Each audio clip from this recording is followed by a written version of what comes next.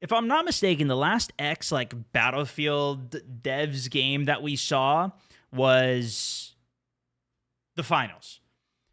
And I really like the game. I like the concept of destructible environment. Like I just want that in more games in general. But now we've got yet another one. Grenade launcher. I shoot it at the wall. Destructible environment. This is like textbook. I'm gonna put another when you talk about X Dice. Shoot it at the wall. The wall devs, explodes. I can then this is what they love. go through the hole in the wall that I've just made. Now look at the top of the screen. 5 capture points. A, B, C, D, E. Kind of like Conquest, right? Mm-hmm. 32 players. And guess what?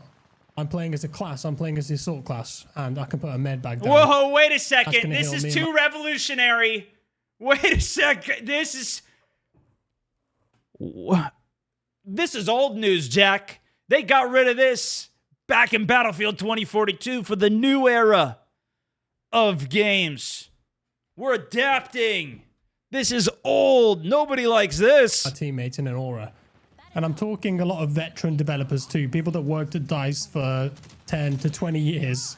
And they were instrumental in some of the most popular games in the franchise, like BF3, which sold 25 million copies. So and BF4. good, man. Battlefield 3. They worked on some of the most popular maps in those games, like Siege of Shanghai, Grand Bazaar. So Oh! there's a ton of ex-DICE talent here, and you can feel that. It feels a lot like Battlefield. I would describe it as a mix between Battlefield 3 and Bad Company 2 in terms of the gunplay and the movement. It's not too hardcore, not too milsim, but at the same time, it's not too arcadey. The guns have recoil on them. It does look very arcadey from the graphics. It's a bit of a challenge, but at the same time, it feels like the you can UI. master these weapons if you... I will say, like, Battlefield has a lot of that with their games. They have a very, like, gameplay-wise, it does feel very arcadey, but the way that they approach it through, like, the visuals and the gameplay elements it feels more military, especially with all of, obviously, like, the things that they've implemented in the game, like jets, tanks, weapons, attachments, everything. I mean, seeing some super... we lost a lot of that with 2042, per se. But this kind of does look more in the middle. And you may have noticed in the last these clip launch too, pads look a little more you can revive people. General. So when you die, you go down, you can be revived. You're in a squad. You can spawn on your squad. You can spawn on capture points. One of the classes has got spawn beacons, so you can make a little tactical flank, put a spawn beacon down, use that to your advantage. One interesting thing, though, about the revive system in this game, when you look at this down, flank. This is a classic Battlefield flank right now. So in this clip here, you see how they're all kind of like writhing around on the floor. You can shoot them, so they are dead. They go back to the respawn screen and can't be revived. It's BattleBit covered a lot of so this here style you see, of I'm game. down, the guy runs up. Like BattleBit was even more like dumbed down version of what Battlefield was. This looks a little like everything, the icons for the reses, the map.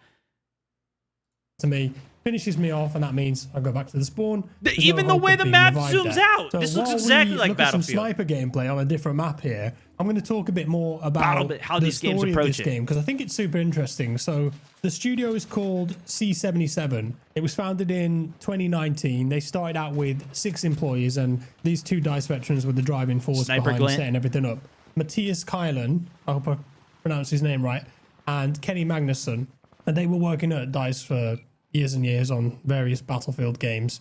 I think they also did some work on a couple of Halo games and Mercenaries, if you remember that back in the day. And they told me the studio is around 25 people in total now, so it's still on the small side, but they've been building this new game over the last 5 years or so with the goal of creating a large action experience for PC and console. I think the plan is to release it on console too, but I might be wrong on that one. But the version that I'm playing here is on PC on Steam. So if you've played any Battlefield game or Conquest, you're going to feel right at home here. There is a half-time element to this game where there's a mini game, I suppose, at half-time. And I think it gives you an opportunity to score some points. There can be different rule sets in the half-time though, so... It's like we've seen so many of these games copying each other, even Arena copying Tarkov. We've seen now this new Marvel game that's basically copying Overwatch. I haven't looked at any of the footage of that or really talked about that at all yet, but this kind of copying Battlefield. The finals was it was more distinctly different though from what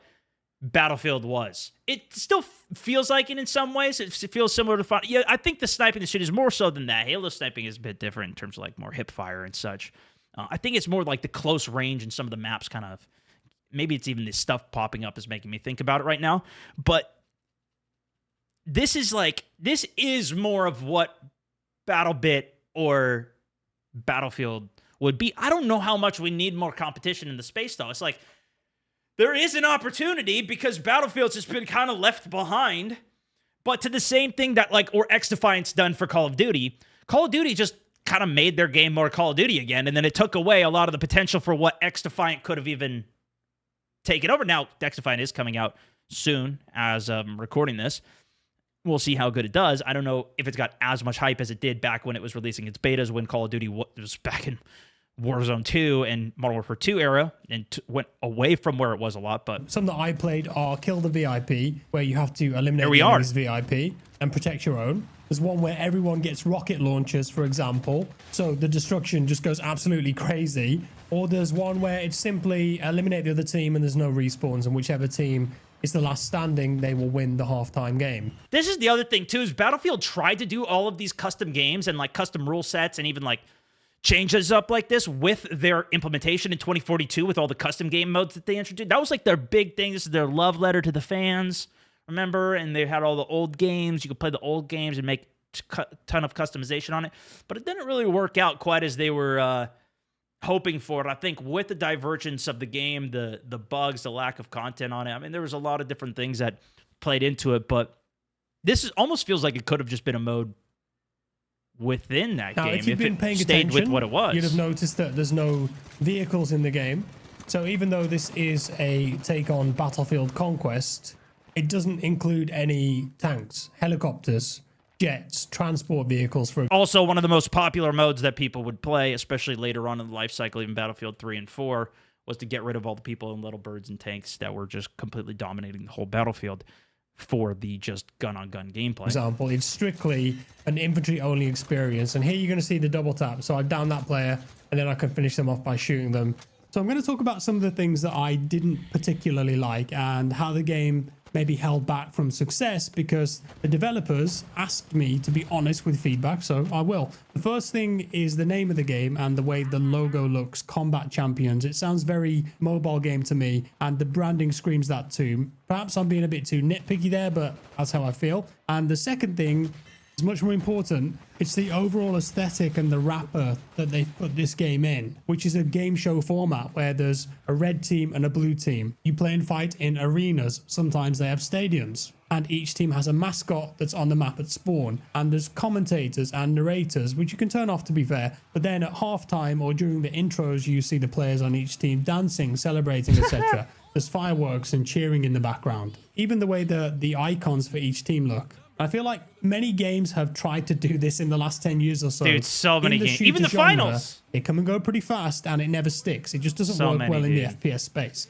The problem with that, for this game in particular, is that people will look at the trailer and instantly make assumptions, having preconceived notions about what type of game this is, and not even bother to download or play it, which is the ironic thing, because it feels like a Battlefield game when you're playing it. And I'm trying to be respectful here. It doesn't feel like a mobile game, which is very basic in terms of the gunplay and the movement. On the surface, though, might look like that to some people. Jack starting this video with actual gameplay and explaining it from a Battlefield eye does make sense, but the way that you do see it, it does look more like the finals, or even I guess it is kind of a TDM game, but I guess you just don't know the marketing mechanics. And this quirky style will put so many multiplayer FPS players off before they even try the thing. Maybe that won't matter. Maybe I'm completely I don't know if it wrong matters about that this, much. But that's my opinion. Another example is the guns. They look like real guns that you know, apart from the red and blue accents. I assume they're going to have skins. And you've got that tight gunplay there that feels good, but you're in this world that doesn't reflect that based on your previous experiences. Same for the way that the soldiers look on each team. So they've got the tactical gear.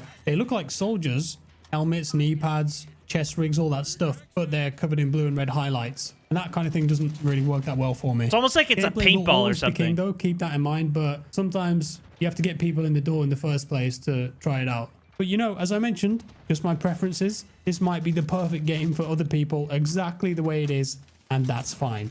If they didn't want to change a thing, that's okay. But that's the point in running tests, isn't it? Alphas, betas, demos, gathering feedback from lots of players with different opinions and proclivities is important. And that's all for today, folks. I want to say a big thanks again to C77 for giving me access to this. The gameplay looks pretty cool, make a video super cool Sniping of them, looks and great. I wish them massive luck with the game. It can't be easy starting a new studio and Yeah, it's trying to get a definitely product lead. out there. Once again, playtest 18th and 19th, link below. Request access on Steam if you want to check it out during that weekend. Let me you know your guys, thoughts below, guys. Appreciate you. Let me know what you guys think too. If you guys want to see me play it at all, let's see what some people thought about it. Gonna be honest, the aesthetic of this game is a massive barrier for me. You had me at Battlefield, then lost me with the dancing soldiers. You had me through the entire video without mentioning the finals. Impressive. Yep, there you go. I mentioned it a bunch. Oversaturated with military shooters in 2010s, 2020s. Oversaturated with generic cartoon shooters. There's a lot of I'm so tired of the goofy Fortnite-looking games. I think a lot of these, though, is because, like, even with the finals, they made it so, like, instead of dying and there being blood, you just fall into a bunch of coins. They make it in a cartoony type of world where it's like, oh, yeah, we're just in a little game show, whatever, so that it gets past any of the barriers and they can make it a teen-rated game, if it even is teen. But I know certain countries, like I believe in Korea, you can't have blood when you're shooting people. So I think they're trying to make it more globally accessible as well to try and reach a bigger audience with it, as well as obviously look at the success that Fortnite had. The visual style, the stadium lights, bleachers, team branding, etc., makes it look like a rejected version of the finals. They need to completely remake the art style if they want a chance of success. It almost feels like it doesn't exactly know what it wants to be, to Jack's point, where it's like you've got soldiers that are in actual military outfits shooting guns, but at the same time, it's still like in a world of this game show that it almost doesn't make full sense. I don't think it necessarily has to, but you know, in competition with all the other games that are out now, we'll see. All right, but there you go. Thanks for sending the video. Always love Jack. If you guys haven't watched him in a while, he always posts great stuff.